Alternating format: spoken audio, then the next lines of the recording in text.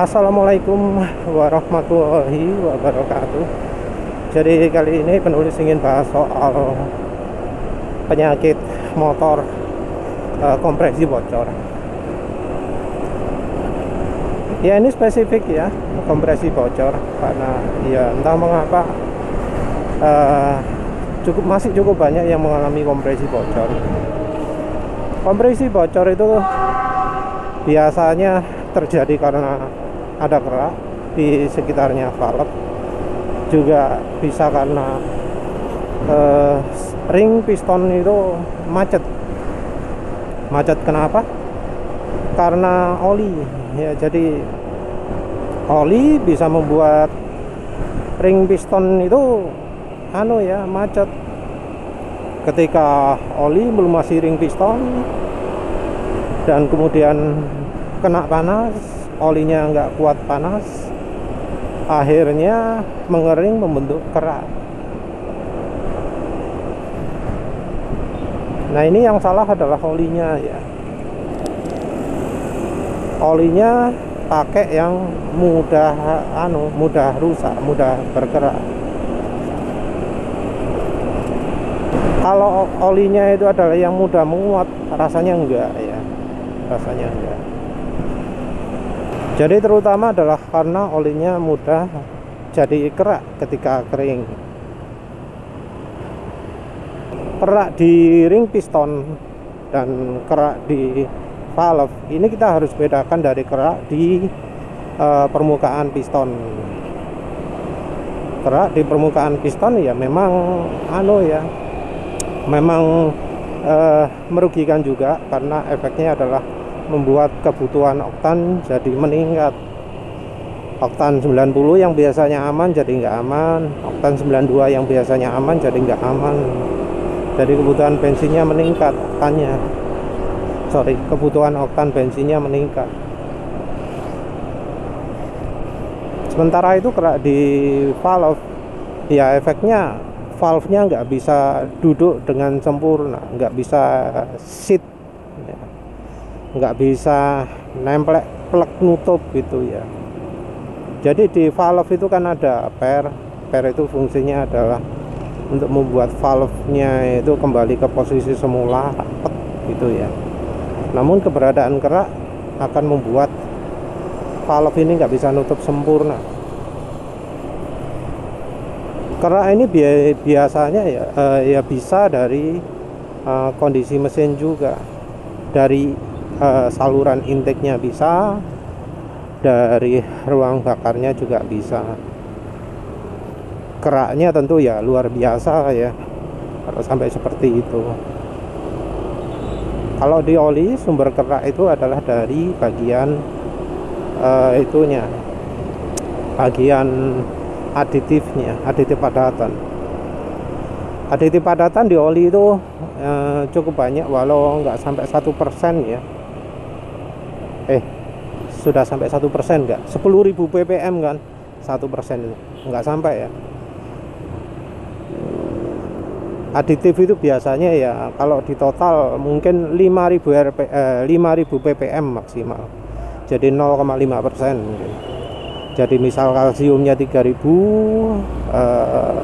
zincnya zinc moli 1.000 gitu ya. Jadi antara 4.000 sampai 5.000 gitulah kira-kira. Mungkin ada magnesiumnya juga. Tapi walau sedikit, ini banyak mempengaruhi kerak di ruang bakar. Kalau kita pakai jalan itu kerasa juga ya. Kerasanya adalah akselerasi jadi nggak sip. Jadi oli itu berat nggak cuma karena kental, nggak hanya karena terlalu encer, tapi juga bisa karena aditifnya terlalu banyak. Jadi karena aditifnya banyak, dia akan mengganggu proses pembakaran. Proses pembakaran terganggu jadi berat.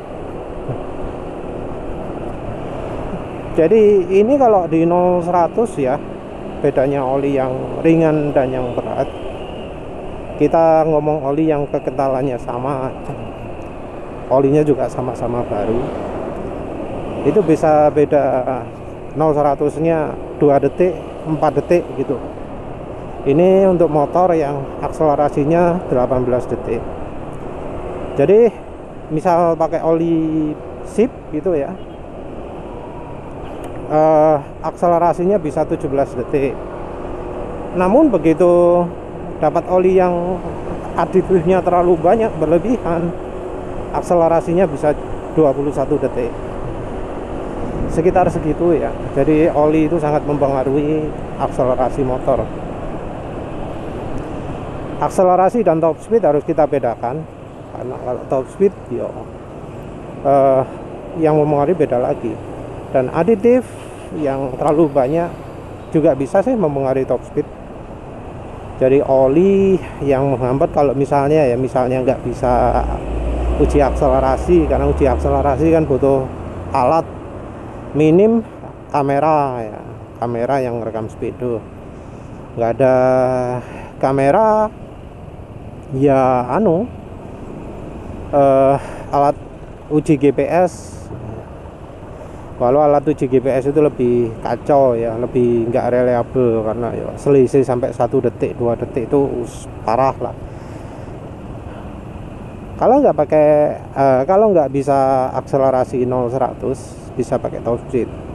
Tentu top speed diukur tidak dengan kondisi tiarap ya. Kalau kondisi tiarap ya bakal tergantung rasio gigi ya. Jadi contoh nih, motor kecepatan di atas dyno 125 kalau nggak salah. Kalau tiarap ya bisa aja 125.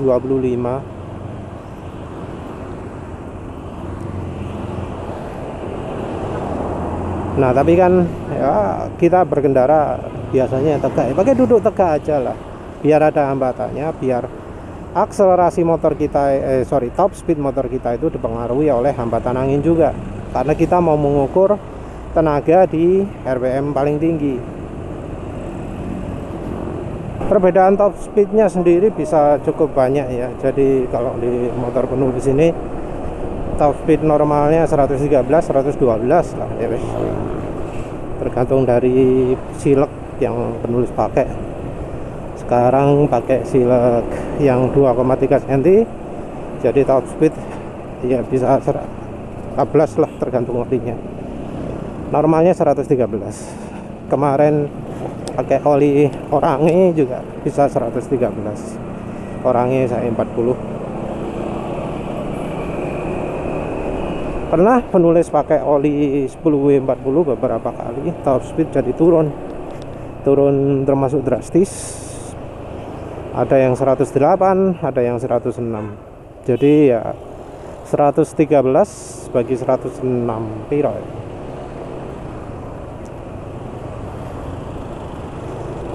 7 dibagi 106 ya kira-kira 5% paling ya, anggap 5%. Jadi top speed bisa turun 5% hanya karena oli. Tapi terutama ya yang bikin mesin bergerak itu bukan dari terutama yang bikin kompresi mesin bocor, yang bikin bergerak, yang bikin ring piston macet, itu adalah oli yang nggak tahan panas. Oli yang cepat jadi hitam ketika panas, yang cepat rusak karena panas, yang ketika setelah kering meninggalkan kerak-kerak banyak.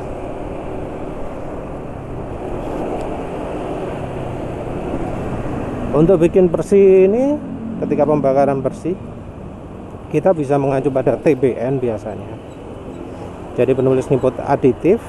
Nah, aditif ini dikuantifikasi selain dari uji partikel yang bisa mengetahui berapa ppm kandungan metalnya, juga bisa dari TBN yang menunjukkan indikasi berapa banyak aditif logam yang ada di oli, juga dari spas sulfated ash, yaitu uji abunya. Tentu juga ada ya aditif yang membantu mengurangi timbulnya kerak ini.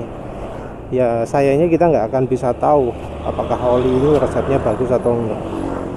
Jadi ya untuk tahu oli yang bikin kerak atau enggak, kita harus lihat dari sisi lain ya. Ya itu tadi, kalau kita panasi cepat hitam olinya, terus banyak kerak sekitarnya, nah itu yang kita harus waspadai.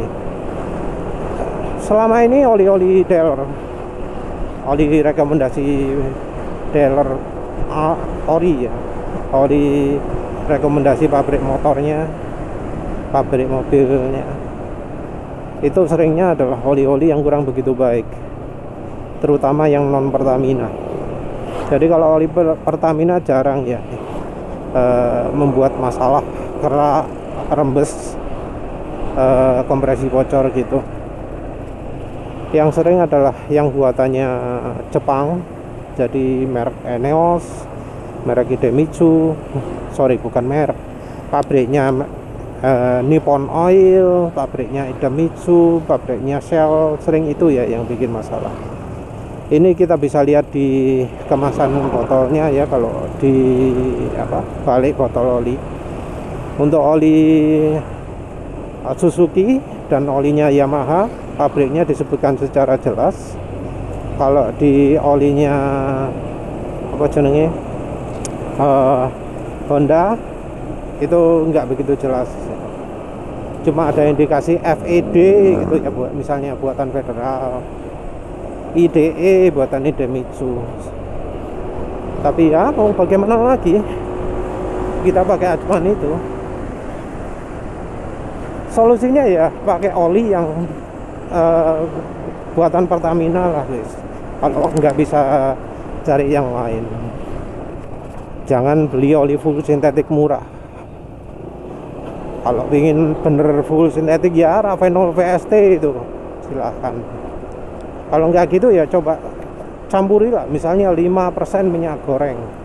Jadi nggak usah banyak-banyak lah, 5% minyak goreng saja sudah cukup untuk membuat oli itu lebih tahan panas. 10% juga sudah banyak ya, dicampur dengan oli yang selama ini dipakai. Ya wes lah, itu saja. Terima kasih sudah menonton. Assalamualaikum warahmatullahi wabarakatuh.